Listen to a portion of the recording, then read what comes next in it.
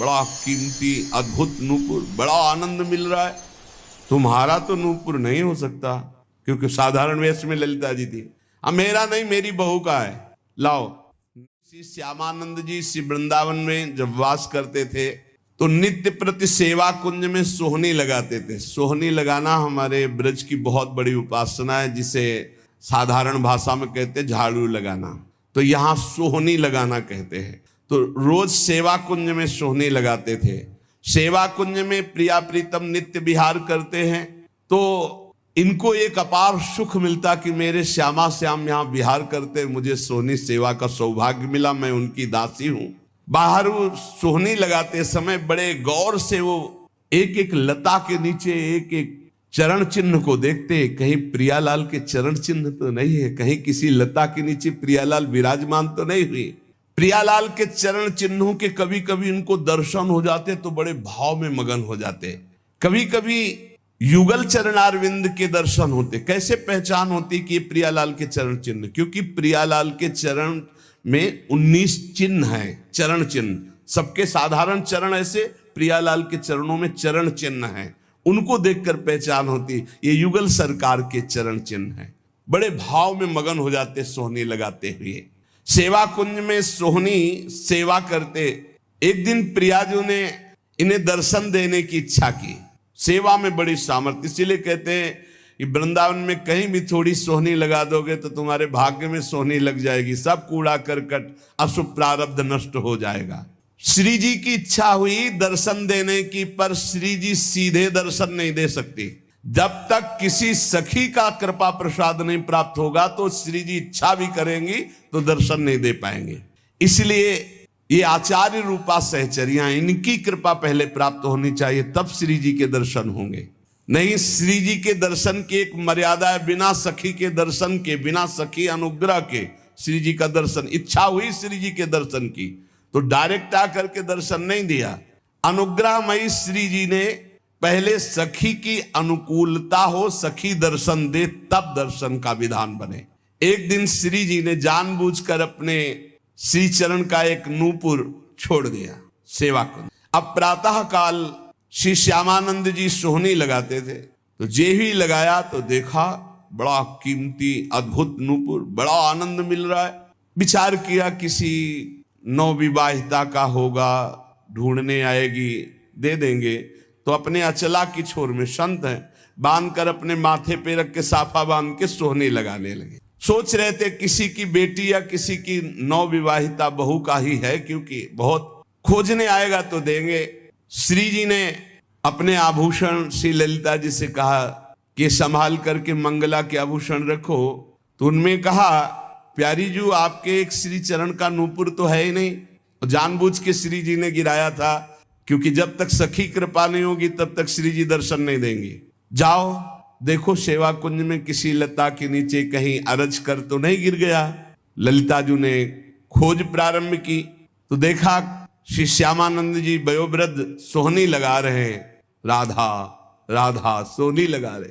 ललिता जी ने विचार किया, मैं अपने स्वरूप से जाकर के इनसे मांगूंगी तो अच्छा नहीं रहेगा, साधारण वेश में। और कहने लगी कि बाबा यहाँ सोहनी लगाते, नूपुर तो नहीं मिला, यदि मिला हो तो मुझे दे दीजिए।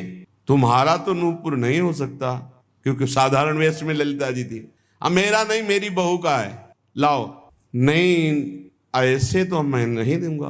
तुम्हारी बहू का है तो पहले वो चरण दिखावें जिसमें वो नूपुर बंधा है, और ठीक हमारे जैसा नूपुर है कि नहीं वो। अगर है अभी दे दूंगा, अगर नहीं दिखाया नहीं दूंगा। अंदर आनंद हो रहा है कि इस नूपुर में कुछ तो है, क्योंकि इसकी खोज हुई है। और ये जो हमसे बात कर रहे हैं बड़ा अपार आनंद मिल रहा है, पर ये अपने वेश को छुपाए हुए ये दिव्य है, कोई साधारण नहीं। अरे नाय बाबा तू मुझे दे दे। नहीं नहीं, मैं आपको दे दूं।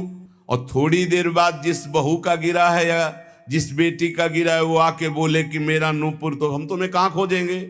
नहीं, हम तभी देंगे जब दूसरे चरण का नूपुर पहना के, तब हमें वो नूपुर वहां, तो ये नूपुर ले उनके चरण में बांध। बहुत हट किया ललिता जी ने, नहीं दिया। तब जाकर श्री जी से बात की तो श्री जी ने कहा, सखी अब तो हम ही को चलना होगा, क्योंकि वो बहुत जिद की है और श्री जी दर्शन देना चाहती थी, इसलिए ये लीला की। और सखी देखिए, रोज मेरी कुंज की सेवा सोहनी सेवा करता है, चलो इसको निहाल करते हैं। देखो कैसी हमारी करुणामयी स्वामिनी, देखो नूपुर भी मिल जाएगा और रोज सोहनी सेवा करता है तो इसका फल भी उसको मिल जाएगा, मेरे दर्शन हो जाएंगे।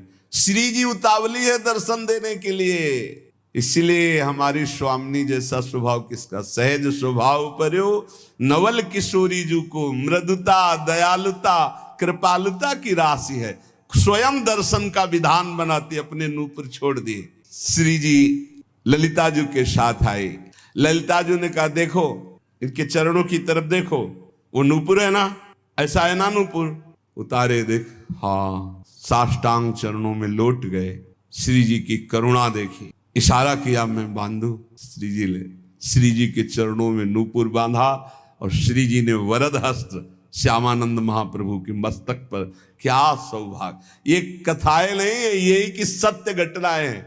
ये घर है श्री जी का घर, ऐसा न समझो किसी युग की कोई हम कथा कह रहे हैं, ये घर है श्री जी का प्यारे। यहाँ आज भी श्री जी कैसे तुम्हें हम बताए, श्री जी दुलार कर रहे श्यामानंद, मेरी कुंज की सोहनी लगाने वाली मेरी ये सखी है, दुलार कर रहे। अपने कर कमल से श्री जी के अति दुर्लभ ब्रह्मेश्वरादि सुदरूह पदारविंद, उनमें नूपुर पहला रहे हैं श्री श्यामानंद जी। श्री जी बहुत प्रसन्न, लौट गए फिर चरणों में, तो अपने श्री चरणों की जो नूपुर बांधा था वही झनकारते हुए ऐसे मस्तक में किया, तो नूपुर की दिव्य छाप श्यामानंद महाप्रभु के मस्तक पर पड़ गई।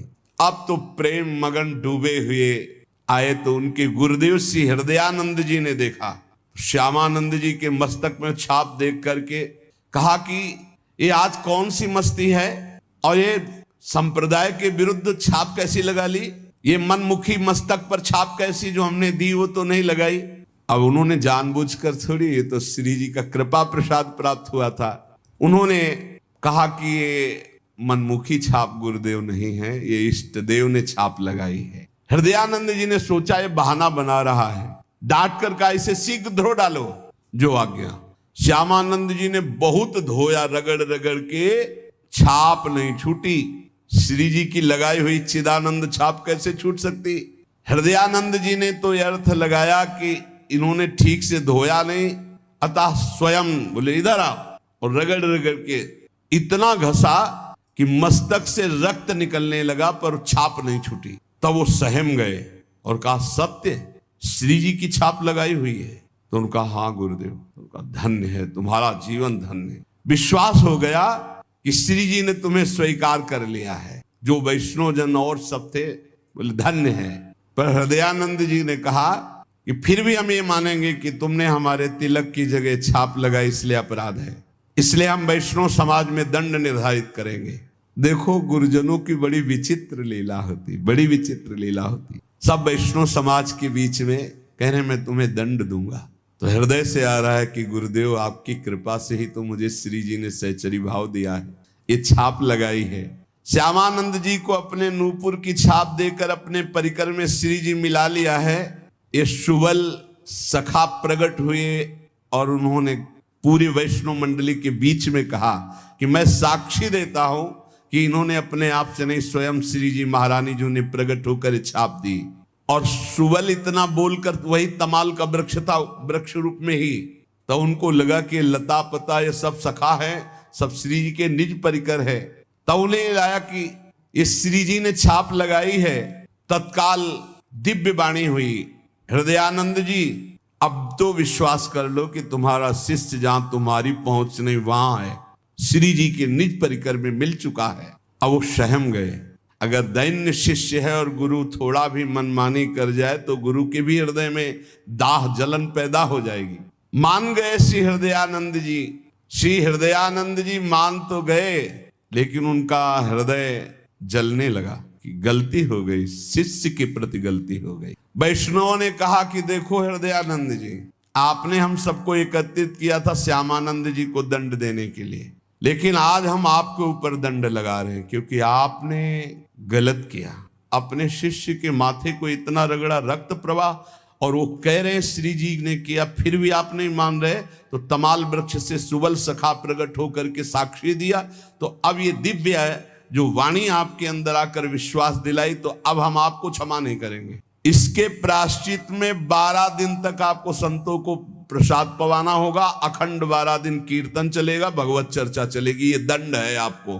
तो उस दिन से दंडोत्सव मनाया जाने लगा हृदयानंद जी के। श्यामानंद जी तत्काल समस्त वैष्णवों के समक्ष खड़े होकर हाथ जोड़कर कहा कि गुरुदेव को जो ये दंड शब्द कहा गया है ये मैं स्वीकार करता हूं, आज से ये दंडोत्सव मैं करूंगा।